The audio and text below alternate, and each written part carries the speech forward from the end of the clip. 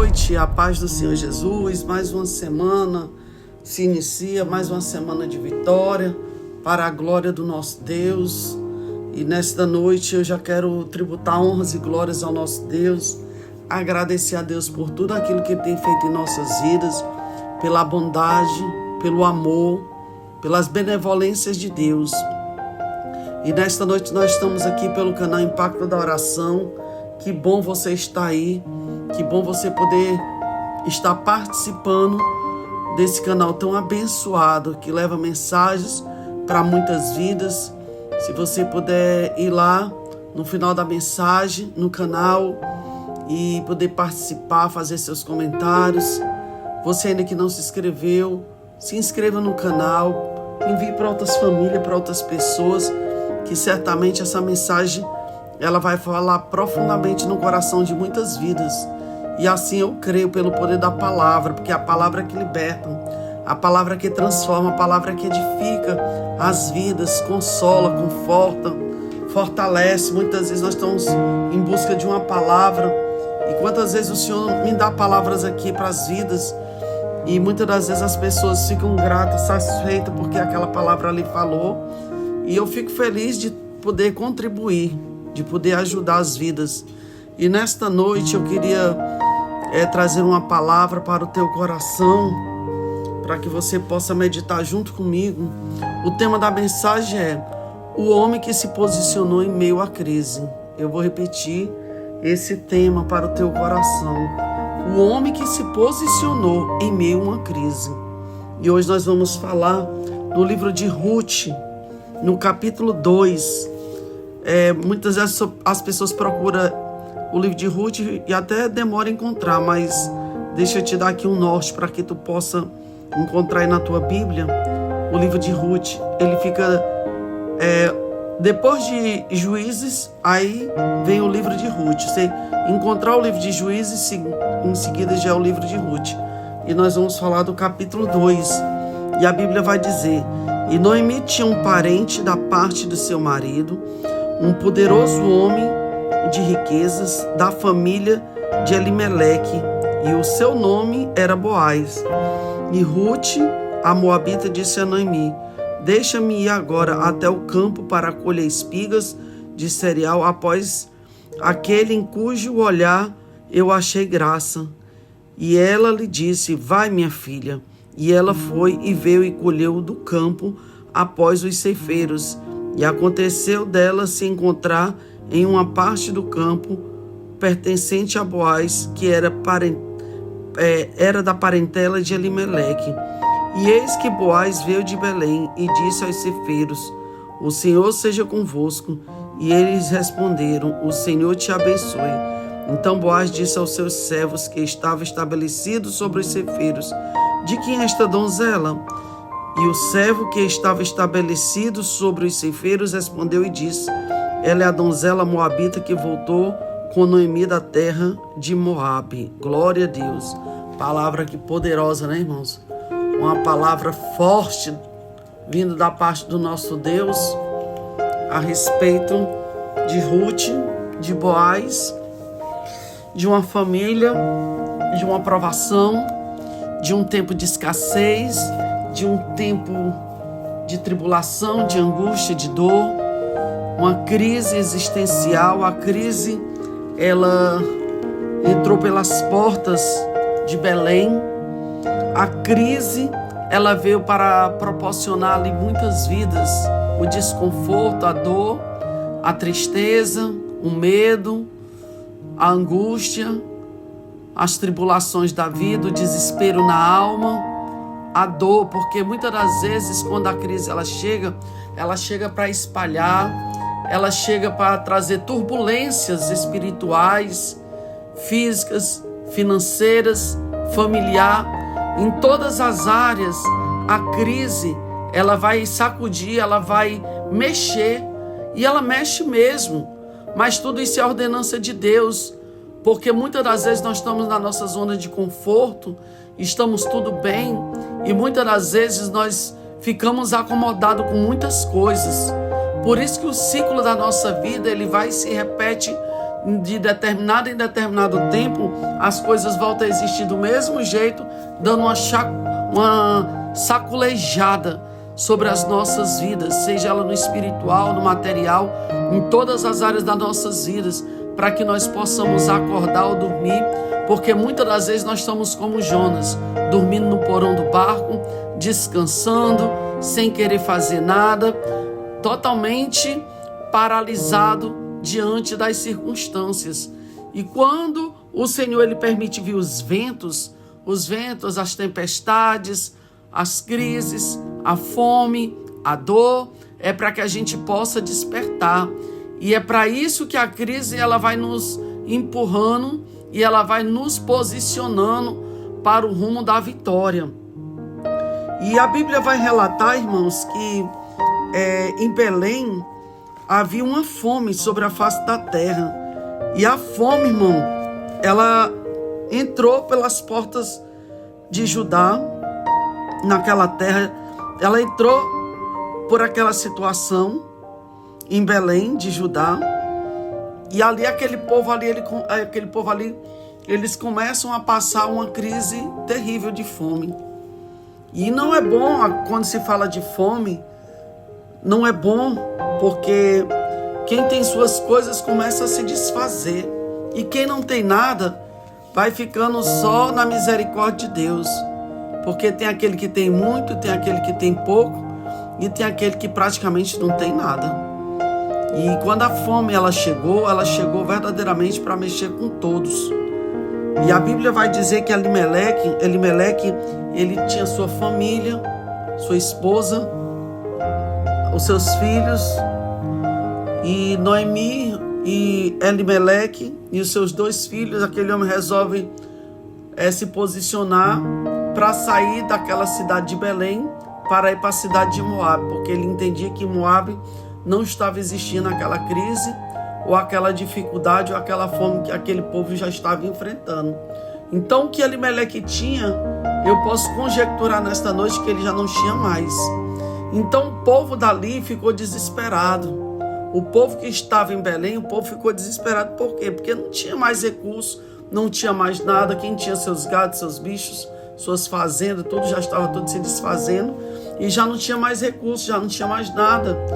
E a prova ela entrou, mas também não tinha data e nem hora marcada para poder sair perante os olhos humanos. Mas diante dos olhos de Deus, o Senhor, tudo ele tem seu tempo determinado, começo, meio e fim. Diante dos olhos de Deus, o Senhor sabia o tempo determinado em que aquela luta, aquela provação ia passar. E aquele homem ele toma uma decisão na sua vida, com seus filhos, mulher, e vão para a cidade de Moabe, uma terra corrompida, uma terra de adoração a outros deuses, que adorava outros deuses, sacrificava crianças e fazia tudo que não agradava a Deus. E eles vão para aquela cidade. Mas o engraçado é que Elimeleque ele vai com a sua família, mas Boaz ele fica, que era um parente ali de Elimeleque, um primo. Ou seja, haviam pessoas que não haviam saído no meio de uma provação.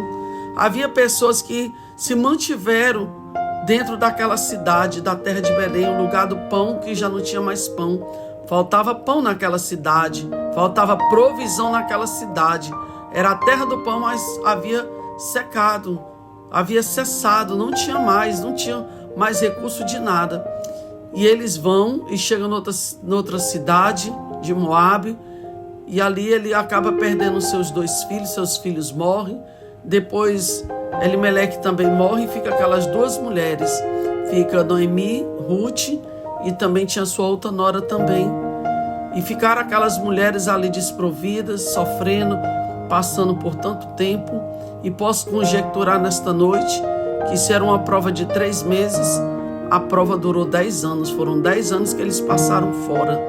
10 anos que se passaram ali em Moabe, aonde eles foram. E chega um determinado tempo que Noemi resolve voltar e Ruth vem junto com ela, despede a sua outra nora e ela vem junto com ela e ela não abre mão de estar junto com a sua sogra. E ela vem ali junto com a sua sogra e elas passam a ter informações em que em Belém estava havendo fartura. Elas entendem que o tempo da escassez havia passado e a bonança havia chegado naquele lugar.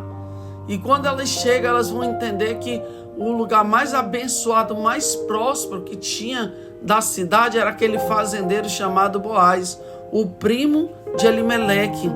E quando ela chega na cidade, aquela mulher ela vinha trazendo uma tristeza profunda dentro da sua alma, uma tristeza onde ela se sentia amarga, se sentia amara, ou seja, se sentia aquela mulher derrotada porque era uma mulher viúva, desprovida e já não tinha mais nada. Ou seja, a tristeza, a dor das provações havia marcado profundamente a vida de Noemi. E Ruth acompanhava aquela mulher. E Ruth estava do lado dela, da sua sogra. E quando elas chegam ali naquela cidade, as pessoas passam a identificar a Noemi, aquela mulher desprovida, aquela mulher desfavorecida. E elas chegam ali naquela cidade e havia uma necessidade delas irem colher. E Ruth ela vai até o campo para colher, vai buscar ali aquela cevada, vai buscar aqueles alimentos, vai colher espigas, vai buscar o alimento para poder trazer provisão para elas comerem e se alimentarem. E quando a Ruth chega ali naquele determinado lugar da colheita, aqueles moços, aqueles servos estavam ali, e ali Boaz pergunta quem era aquela jovem, quem era aquela donzela, e eles dizem e falam que estava ali com Noemi, aquela parente ali de Boaz, ou seja, e ali ele deixa que ela permaneça ali naqueles campos ali colhendo, que ela possa escolher a melhor parte, que ela possa levar, ou seja, Deus já estava trabalhando no coração dele e também no coração dela, porque é assim que Deus faz, quando Deus quer ligar, quando Deus quer unir, quando Deus quer abençoar as vidas, o Senhor faz assim mesmo. E uma das coisas que me chama a atenção, irmãos, dentro desta palavra, é sobre a história de Boaz, aquele homem a qual ele se posicionou em meio a uma crise. Estava ali passando por aquela crise, mas Boaz ele não saiu do lugar aonde Deus queria. Um homem de fé, um homem a qual tinha a sua mente fixa, a sua mente posicionada, porque é aí que vai ter o despertar das nossas vidas, das nossas mentes. É quando a luta chega, quando a prova chega, quando a dor chega, muitas vezes vem o desespero, as pessoas ficam aperreadas, ficam buscando atrás de solução e não procuram saber no Senhor o que eu devo fazer, o que deve acontecer com a minha vida. Eu devo ir ou devo ficar? Quando nós somos guiados por Deus, irmãos, não é a crise, não é o problema que vai nos tirar ou vai nos paralisar, não. Quando nós entendemos que há um Deus de socorro, Ele chega no socorro, Ele chega na hora certa sobre as nossas vidas para nos abençoar. Existe, irmãos, coisas muito maiores sobre as nossas vidas. E eu quero te dizer que o conflito, ele dói, mas também ele te prepara. Muitas das vezes é necessário, irmão, derrubar estruturas velhas para começar uma reconstrução nova em nossas vidas. Aquele homem ele estava na posição, aquele homem estava ali, e a bênção do Senhor foi sobre a vida de Boaz, a ponto de quando elas chegaram na cidade, entenderam que ali havia provisão. Ou seja, conte aí essa história, porque como é que está uma crise tão grande, a crise passa e aquele homem passa a ser o melhor fazendeiro da época, o melhor fazendeiro de uma situação, como José do Egito também, e ele estava ali, ele se posicionou, ele se preparou do Egito, ele foi colhendo tudo, porque a crise ia chegar, e quando a crise chegou, o homem tinha o Egito completo, abastecido, para abastecer milhões de famílias que precisavam vir até o Egito para poder comer ali da provisão ali do Egito, através da vida de José, porque Deus era com José, como também Deus foi com Elias também no rio ali Querite também, aonde ele foi para ali, mas ele não saiu do território, e ele permaneceu ali no território,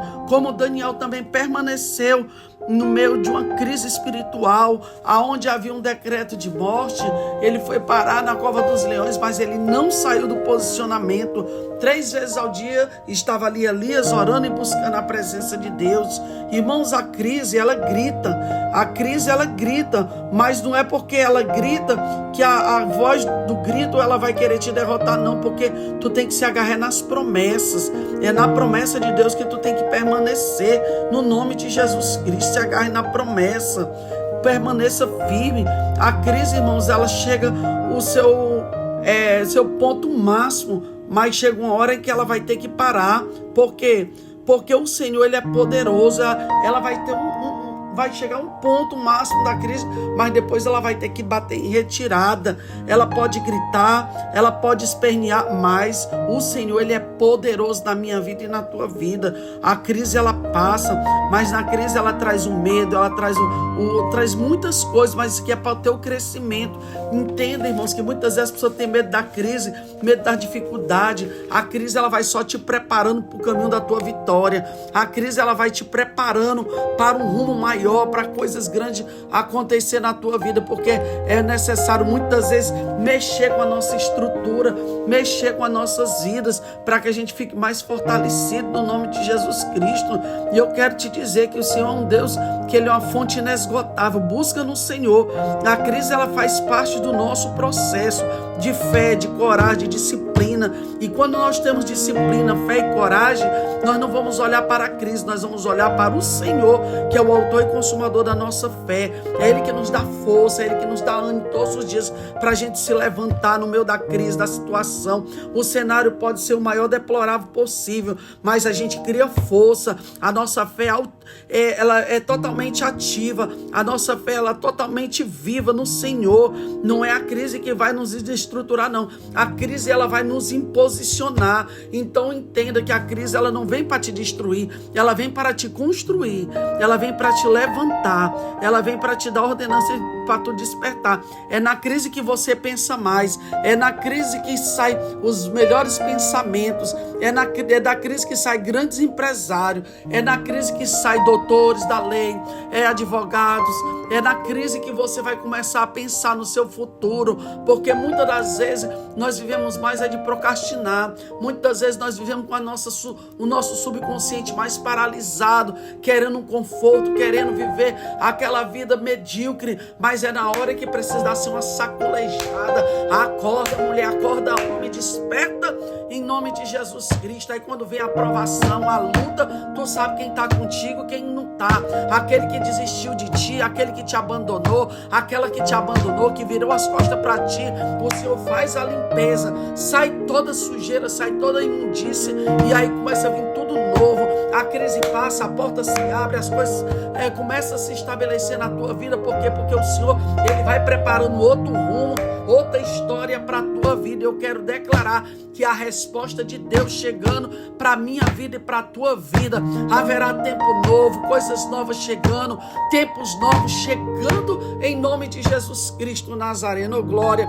Falando de crise, rapidamente também eu acabo lembrando também aqui, irmãos, de Isaac também, no tempo de crise, no tempo da escassez, no tempo da fome, o Senhor diz: cava poço, vai cavando poço. Os inimigos vinham e entulhavam tudo que ele fazia, os inimigos vinham, entulhavam e queriam roubar a benção dele. Ele nem se importava, continuava cavando,